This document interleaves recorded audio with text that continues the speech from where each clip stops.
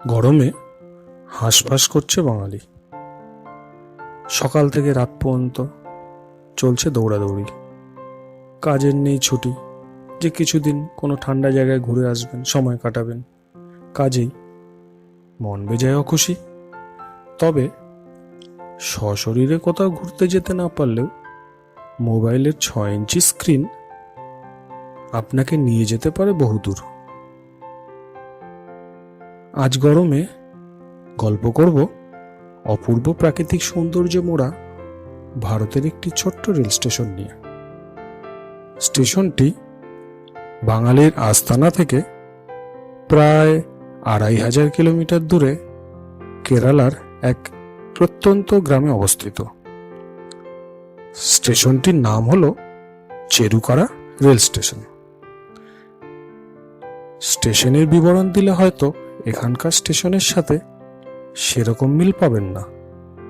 হ্যাঁ, ticket counter আছে, কিন্তু নেই এখানকার মতো বাতানুকূলিত ওয়েটিং হল, নেই স্টেশনের শেড।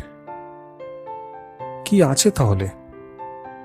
আছে স্টেশনটি মোড়া আপাদমস্তক সবুজ জঙ্গল দিয়ে। সূর্যের তাপ যেন এখানে হার মানে। সমগ্র স্টেশনের মেঝে ঢাকা শুকনো পাতা ও স্যাঁতস্যাঁতে শ্যাওলায়। সবচেয়ে গুরুত্বপূর্ণ যেটি নেই সেটি হলো দূষণ। স্টেশনটির পরিবেশ দেখে মনে হয় স্টেশনটি পুরোটাই দূষণমুক্ত। কেরালার মালাপ্পুরম জেলার দক্ষিণ রেলওয়ের সুরানুর ম্যাঙ্গালোর লাইনে অবস্থিত এই অপূর্ব ছোট্ট স্টেশনটির ওপর দিয়ে সারাদিন রাত মিলিয়ে খুব বেশি ট্রেন চলে না।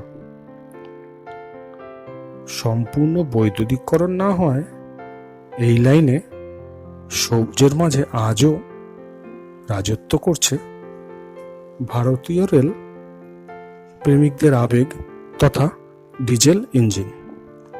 হ্যাঁ, ভবিষ্যতে হয়তো বিদ্যুতের তার প্রবেশ করলে কাটা পড়বে বহু গাছ, তখন আর এই স্টেশনের সৌন্দর্য আগের মতো থাকবে না। কিন্তু হ্যাঁ, যতদিন রেলের এই অংশ সবুজে ঘেরা থাকছে ততদিন প্রকৃতির মাঝে এই ছোট্ট স্টেশনটি চোখের সাথে সাথে মনেরও শান্তি প্রদান করবে।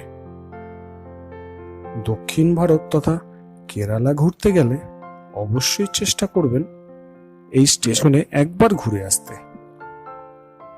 আমার বিশ্বাস স্টেশনটি একবার দেখলে মনের শান্তি হবেই হবে। সবার শেষে বলবো, ভালো থাকবেন, সুস্থ থাকবেন, এই গরমে নিজের খেয়াল রাখবেন। আর যদি ভিডিওটি ভালো লাগে তাহলে লাইক করবেন, সাবস্ক্রাইব করে দেবেন। নমস্কার।